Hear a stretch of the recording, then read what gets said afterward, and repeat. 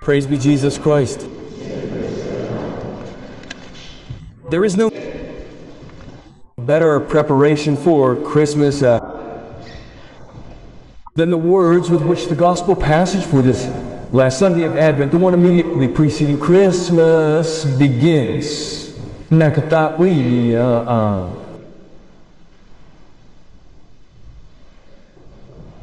In the 15th year of the reign of Tiberius Caesar, Pontius Pilate being governor of Judea, Herod Tetrarch of Galilee, and his brother Philip, Tedoria and the region of Norder Trachonitis, Elisanias, Tedoria of Abilene, and Annas and Caiaphas being high priests.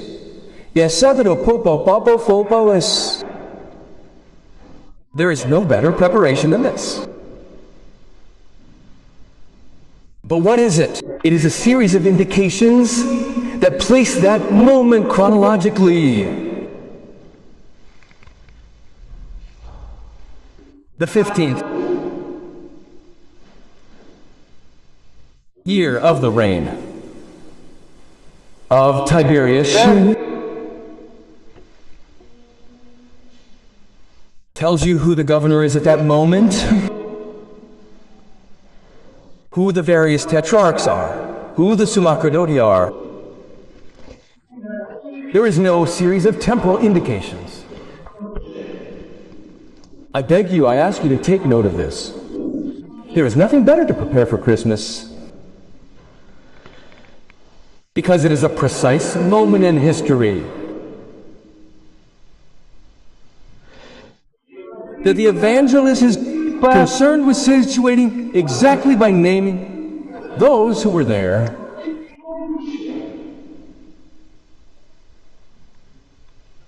Nothing is left to imprecision. It is St. Luke who writes,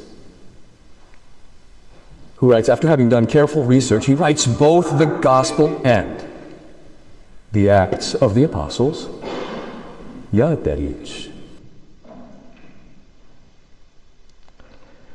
Christmas is an event external to us.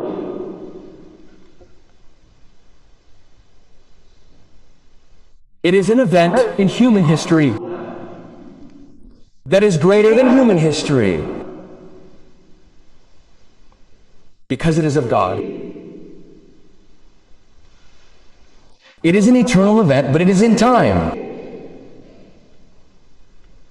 And since the birth of Jesus is external to you, but everything that follows, because the chronological indications refer to the mission of John the Baptist, therefore, years later.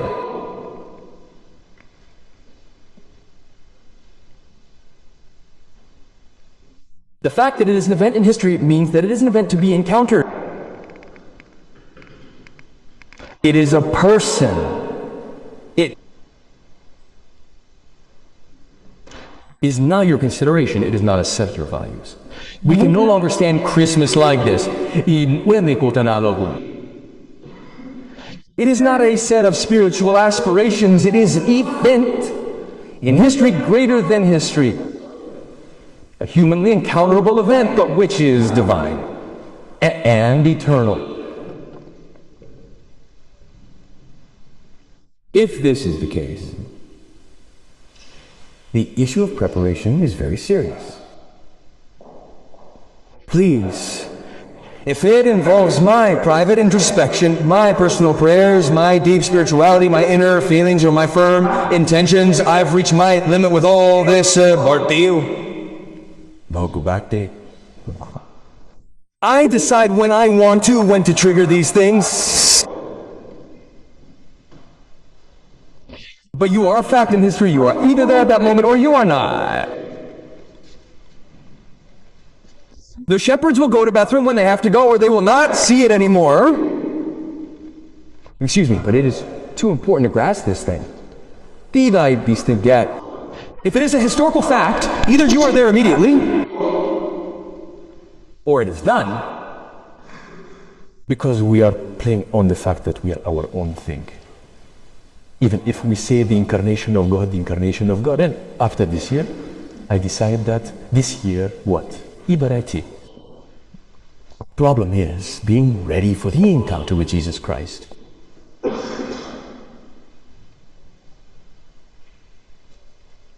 Which is always a historical encounter. Because the Lord did not go back on the incarnation. So much so that the extension of Christ in history is called the church. That is a fact that can be humanly encountered. Sociologically defined. They are there. They are there. They are there. They are praying in that place.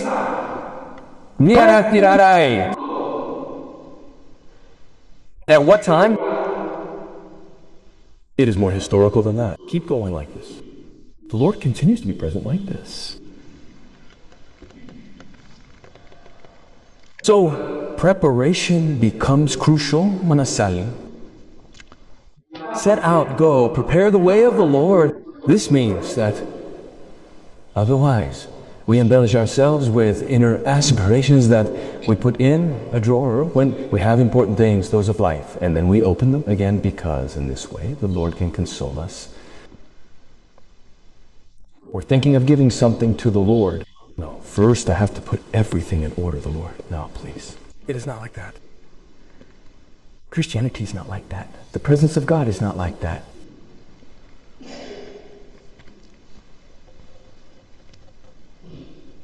In fact, the gospel of the Sunday before Christmas still speaks of John the Baptist. There is a beautiful part of a homily of St. Gregory the Great that is read in today's morning prayer that speaks of John the Baptist in reference to this gospel, right? Voices of one crying in the wilderness, prepare, make straight his ways, prepare the ways of the Lord, make straight his paths. But St. Gregory of Rome writes in this way. John the Baptist was speaking to the large crowd which had gathered to receive baptism. Baptism of repentance. John the Baptist addressed those who came for baptism of repentance with the words, brood of vipers. Brood of vipers, who taught you to flee from the wrath that is coming upon you? We began the first Sunday of Advent with the wrath that is coming upon you. Do you remember the upheavals of nature of the sun, the moon, the stars? We end it with the wrath that is coming upon you. Last Sunday of the Advent. Do you understand that there is something wrong with Christmas around a certain Christian world? Well, it has nothing to do with it. The Advent of 100 Christian months has nothing to do with it. I light candles.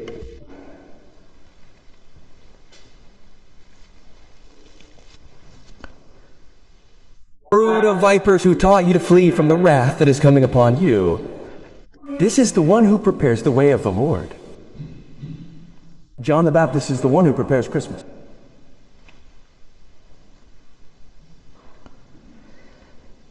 But St. Gregory the Great says, now the wrath that is coming is the final punishment. Our observance of the first Sunday of Advent started with this. No, we absolutely can't disregard this situation. Blood, blood. Now the wrath that is coming is the punishment, the final punishment, which will not be able to escape it. So, the sinner, if he does not resort to the groans of penance, if the sinner must now resort to the groans of penance, otherwise he will not be able to escape the wrath that is coming. That is woyo, tamaro, the final punishment.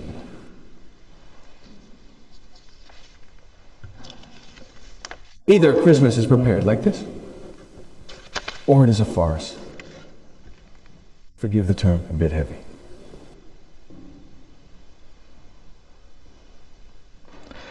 So what does it mean to have this spirit of penance, to resort to the groans of penance, as St. Gregory the Great says, right? Certainly it means making a good confession for Christmas. I'm being concrete right away, right? Because otherwise it is spending Christmas in God's grace, with Holy Communion. But be careful who makes a good confession, who lets themselves be judged by the Lord. Did you notice this Sunday's letter? The letter to the Corinthians? It matters little to me, writes St. Paul, whether I am judged by you or by a human court. No. Indeed, I do not judge myself. Pay close attention, eh? I do not judge myself either. Even though I am not conscious of any guilt, is different from how we use it. I might not see my faults. I might not be more aware of them. Even though I am not conscious of any guilt, I am not justified for this reason. Instead, the one who judges me is the Lord. So, to remain in the groans of penance means to allow oneself to be judged by Jesus Christ, who is a historical fact, who is a presence, who remains present. You are here. Think of all of Christian realism. We define the divine presence as the real presence.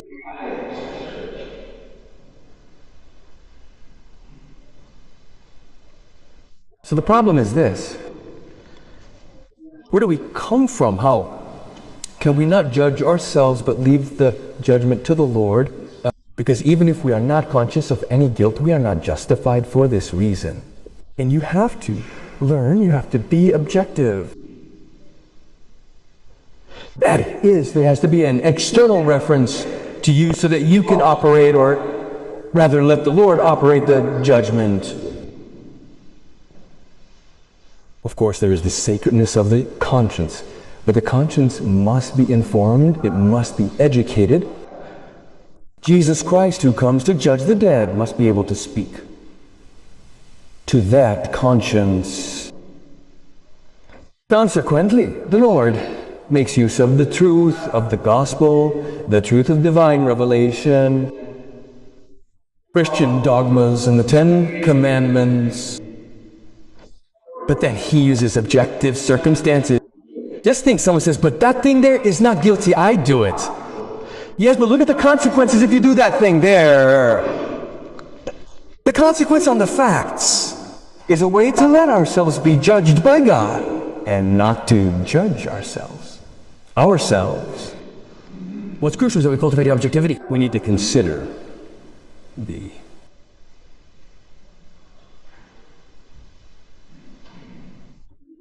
encounters we have, the circumstances surrounding them, the events that unfold, the state of affairs in the world, and the state of affairs within the church. All of these elements sie influence the judgment passed upon our conscience and our soul. It cannot remain outside. When you go to confession, you leave everything out. Not the needs of the world, the needs of the church, the needs of the circumstances. You are living of the historical moment, tortus stolum. I don't judge myself either. Who is judging me? It is the Lord, St. Paul. A fact that is our salvation, Him. God made man. A fact that remains a fact that is external to me and places a judgment on me. If you want salvation, if you want to celebrate Christmas, you have to let yourself be judged. Be careful. Look, this is the simplest thing. If I have complicated things for you, let yourself believe everything. But keep this thing. The problem is that you let yourself be judged. And look, it is not a question of temperament. It is a question of intelligence and heart. But do you let yourself be judged by the things that happen in you, around you? Or is the problem always your perfection, disembodied from everything else? This Christian Christmas is a fact. It will never be an idea. Praise be Jesus Christ.